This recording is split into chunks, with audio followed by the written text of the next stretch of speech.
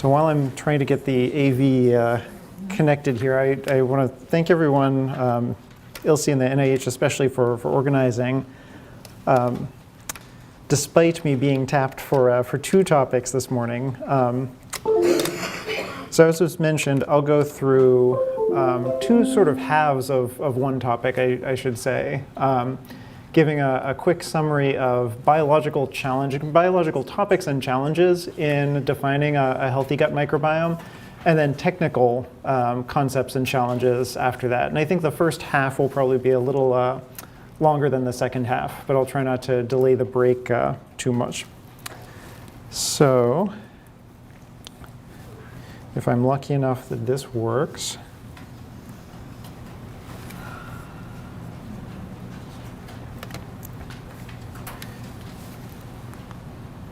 No, okay, we'll do it the old-fashioned way. Let me try one more thing. So one of the things I was struck by in preparing for this talk is that the concept of a healthy microbiome has at least penetrated the public consciousness at this point enough to find pictures when you do a Google image search for it. But sort of to pick up where Claire left off, defining a healthy microbiome has been a challenge for sort of two major areas. One being that, contrary to sort of very early expectations, it's very difficult to find features, be they microbes or otherwise, that are really core or highly prevalent, even among fairly heterogeneous healthy populations.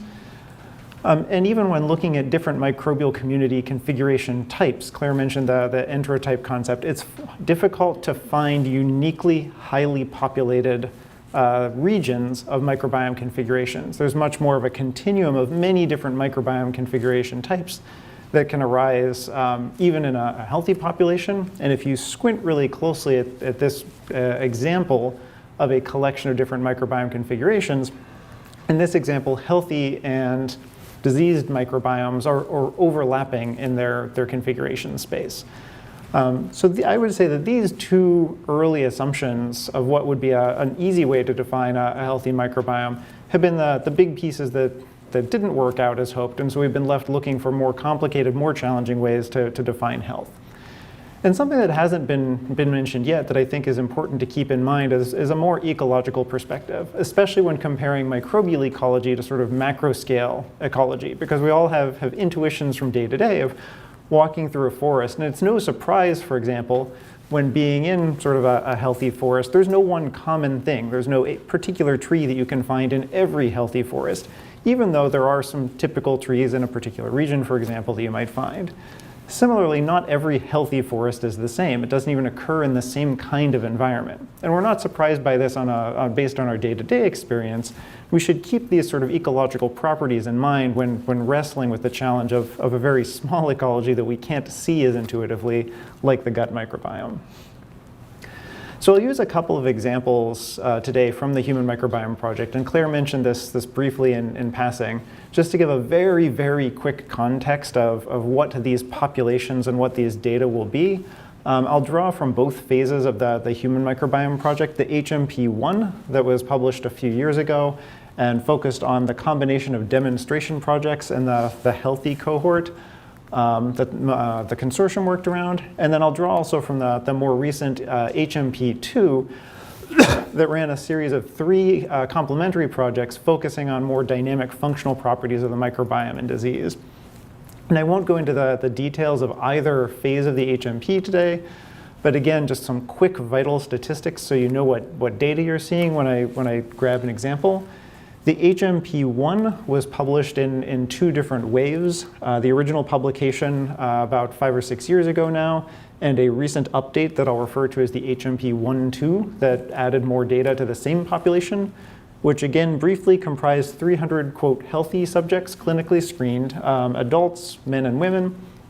And I'll draw mostly from the HMP1-2 data set, which includes 2,400 shotgun metagenomes from across the body, including the gut, at up to 3 time points spanning roughly 1 year. So vital statistics on HMP1, 300 subjects, slightly longitudinal, and some examples both from the gut and from outside of the gut using shotgun metagenomics. The HMP2, our particular project, focused on inflammatory bowel disease. which includes Crohn's disease and ulcerative colitis, in case you see these abbreviations on the slides, in addition to control subjects, about 130 that were sampled very longitudinally, biweekly for roughly 1 year each, resulting in about 1,600 total shotgun metagenomes and a bunch of other multiomics that I won't really show today, but there are metatranscriptomes and metabolomes and whatnot that I'll mention occasionally. So these will be the two main populations that I draw examples from when talking through a couple of points that I think both define what we do and don't know so far about a healthy gut microbiome and give examples of what some of the challenges are. The big one, of course, being that there are no particular bugs that are shared among even a relatively homogeneous population like the HMP1, and other simple summary statistics like alpha diversity tend not to really capture very much of the whole picture. Much of this arises from the huge interindividual variation that I think many people in the room are already familiar with. Even while our genetics might be 99.9% plus identical, even in the fairly homogeneous healthy cohort of the HMP1, 2 individuals in the gut were lucky to share more than about 10 to 20% of their microbial species. So when somebody says tremendous interindividual variation in the microbiome, this is the kind of change that we're talking about even within just a Western healthy adult population. There are, on the other hand, many typical microbes, and these are the common trees from my previous slide. There are prevalent microbes that are typical of a particular environment, be it the gut or elsewhere on the body. And these can be thought of as one of the markers of sort of healthy ranges that Claire mentioned, or other simple summaries like alpha diversity, the caveat being that there can be very wide ranges of these simplest summary statistics, even in a healthy population. So as we look across the body, or in the gut, for example, if we think of alpha diversity, the number and types of different organisms in a community, as one of the simplest possible metrics, even in the healthy adult population of the HMP1, there's a huge range of that one summary statistic, let alone comparable statistics like which bugs were there. One of the things that provides the flip side to this coin, the first sort of optimistic piece here, is that while absolute measures of health seem to be pretty challenging with these types of summary statistics, relative measures and changes over time within subjects start to become fairly informative. So to draw an example from the HMP2, which was so intensely longitudinal over time, if we look at baseline differences in a summary statistic like alpha diversity across the control Crohn's disease and ulcerative colitis populations, there's really not much of a difference. But when we look at dynamic changes, when an individual suddenly drops in even a very basic summary statistic like alpha diversity, those tend to correspond with periods of more active inflammation, be it in Crohn's or in ulcerative colitis. And this corresponds with one of the ecological concepts that you'll see applied to microbiome health in terms of movement around this sort of configuration space that I mentioned a few slides ago. That if you think of overall microbial community configuration, not in terms of individual features, but as moving between sort of healthy or unhealthy states, the ability to stay within a particular configuration or be resistant to change, and not to move out of whatever your home state is into a less healthy or dysbiotic state, is a way to think about ecological health more dynamically within the subject over time. There are other interindividual and microbiome changes or differences that make health difficult to define. An easy one that we won't really need to talk about here are the big differences between even very similar microbial ecologies. So we'll be confined mostly to the gut today, but something to keep in mind is that the gut microbiome is highly distinct as far as human-associated microbial communities go. And to draw one example from the oral cavity, the microbial communities at even very closely physically located microbial niches can start to differ surprisingly ecologically. Within the gut, this is true as you look across, for example, microbes in the lumen versus at the colonic mucosa versus in the small bowel. These are small differences relative to huge differences that you might see body-wide. but they're still substantial relative to those couple of percent variation that we mentioned earlier that can correspond with external factors affecting the microbiome. And then we've already mentioned a few times that the tremendous interindividual variability, both between these different microbial ecologies and even within a single environment such as the gut. So again, looking at these types of beta diversity changes in a relative dynamic sense rather than an absolute fixed sense can start to be a little more informative. So if we draw a quick example from the HMP2 again and ask how much change we see not between individuals but within individual over time, the baseline is quite low, and that's true both in, quote, health and during inflammatory bowel disease, with some exceptions. So if you look along the top here, this y-axis just summarizes within subject change over time in the gut microbiome. And you'll see that all of the outliers tend to occur during IBD, in our IBD subjects. And these are the ones that occur during those periods of more active inflammation, more active disease that I mentioned a slide or two ago. So this is another way in which we can dynamically capture movement around these microbiome configurations through this sort of state space of the microbiome.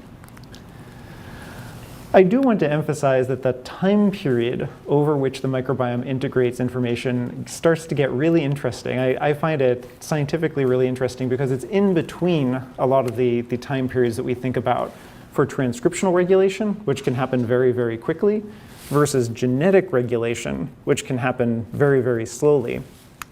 The microbiome can effectively integrate information over a period of years to decades, this really interesting intermediate health-relevant time period. And something that I think is also kind of conflated with geography and race and ethnicity, as Claire brought up earlier, are early life exposures. So we can see effects where differences in very early life exposures in the microbiome, here drawing examples quickly from a third different cohort that was recruited across 3 different sites in Scandinavia. Again, sort of ignoring the context here, we're looking at population averages across 3 geographical locations in the first 3 to 4 years of life. And here we see effects of geography and location essentially immediately after birth, even at a gross population average scale, where in Finland and Estonia, we see one early life microbiome configuration that rapidly stabilizes. In the Russian cohort with very similar genetics, very similar demographics, we see a different early life microbiome configuration that continues to change dynamically for those first couple of years. And these early life exposures can be locked in some sense, both immunologically and in terms of microbiome composition itself for up to years or in some cases decades. So one of the things I've always found most surprising about the HMP1 is that if you look at this cohort of healthy 20 to 30-year-old adults for the most part, one of the pieces of information we have about HMP1 participants is whether they were breastfed as an infant. And because of the population size, we get a small but statistically significant enrichment, even at the whole phylum level, for but just between the entire Bacteroidetes to Firmicutes ratio in infants that were, in adults that were breastfed as infants. And so this is now several decades later, we can still see echoes that were locked into the microbiome, presumably by these differences in early life exposures. And this is a much smaller difference than something like this. This has already come up previously, but most of what I've spoken to so far has been based on microbial taxonomy or microbiome composition. And there are important contrasts when thinking about microbiome composition taxonomically in terms of who's there versus functionally in terms of what they're doing. And a slide that I've used for years that I think calls this out well is the difference between taxonomic composition in the healthy gut microbiome of the HMP1 and functional composition in the metagenomes of the same subjects, summarized either to the phylum level or to the high pathway level here. And so I need to clarify whenever I use this slide that there are important functional differences between individuals despite this greater level of consistency, just like the small differences in our genetics are functional and very important. But not just in the gut, but throughout the human microbiome, there's a much greater degree of functional consistency than there is of compositional consistency in microbial ecologies. And so this speaks to what Claire mentioned as far as starting to think of healthy ranges of microbial function that might be easier to define than healthy microbial compositions. The problem, as I'll get to later, being that these are, to date, much less well studied than these. One way to link taxonomy and function that I think has really just emerged in the conversation over the past couple of years is when considering microbiome composition at the very strain-specific level. If you talk about, for example, E. coli being part of the microbiome, my E. coli, even when two of us share E. coli as part of our gut microbiome, my E. coli doesn't necessarily have the same genetic composition as yours. This is easy to forget in light of human genetic similarity, but microbes of the same species can differ by a third or more of their gene content. Not SNP level variants, but whole gene level variants. So for folks used to human genetics, that's easy to forget. But if we think of a microbial strain as a taxon that is composed of a specific functional makeup that carries around specific bags of genes, we can start to relate who's there to what they're doing. So this is a quick example where if we look at a series of different E. coli strains across many different samples, metagenomes and isolate strains, and we unroll their genomes to ask which genes are either present in red or absent in yellow in different strains. There's a little block that was highlighted over here that were drawn from gut metagenomes in Nick Lohmann's study of the German E. coli outbreak several years ago now. And so there are groups of genes that define not just E. coli generally, but the strains of E. coli specifically that were in these outbreak-associated metagenomes. And these groups of genes link this taxon to functions that are directly responsible for these E. coli being pathogenic, these E. coli being more adherent, invasive, and toxin-producing, specifically if you squint real hard over there. And this is in contrast to the bulk of genes that make up, in this case, the E. coli core genome that spans all of these strains. But I think this type of strain-specific functional definition has really only become metagenomically accessible in the past couple of years and starts to link this highly diverse taxonomic perspective with a more consistent but less well-characterized functional perspective on the microbiome. Particularly because when you zoom way in and look at individual strains, persistent carriage of specific strains within an individual is part of what defines those long-term health effects or microbiome ecological effects that I mentioned earlier. So if we compare which strains of a particular organism are carried by different individuals, there tend to be, as I mentioned earlier, huge genetic differences between those strains, even when they're of the same, nominally the same organism. Within a subject over time, and this is measuring up to about 1 year each within either the Human Microbiome Project or the MetaHit study, call it 6 months to a year each. There tend to be no or very few changes in which strain of a particular organism is carried. And other studies have taken this out to several years, say 3 to 5 years with confidence at this point. There's a probability of acquiring a different strain or a new mutation sweeping in, but for the most part, microbial strains within a subject are stable for months to years. The problem then being that we have these nice strain markers now that define properties of an individual's microbiome, that link taxonomy and function, but the genes that make up that function are often not yet nearly as well understood as the taxa that make up the compositional analysis of a microbiome. And that's true even in the well-studied human gut. If we take the HMP1 population again and look across individuals at the gene families that we encounter, about a quarter of them tend to be well annotated. We have a good understanding of what their potential biochemistry is. Roughly a quarter of them tend to be highly novel, don't have substantial sequence homology to anything that's in a reference database. And the remaining 50% or so of genes are somewhere in between. They might have homology to a sequence that we've seen before, but without necessarily good biochemical annotation.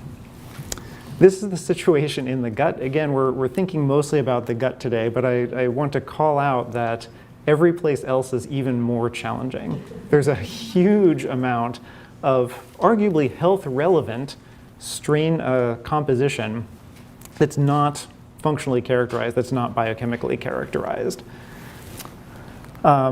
So to wrap up the first half here, which I think has indeed gone a little over half, there's greater commonality in functional ecology than in composition of ecology with respect to health, especially as we saw earlier among populations. I haven't really called that out here. It's poorly captured by most simple summary statistics. I think one way or another we're going to be stuck with a fairly nuanced definition of microbiome health.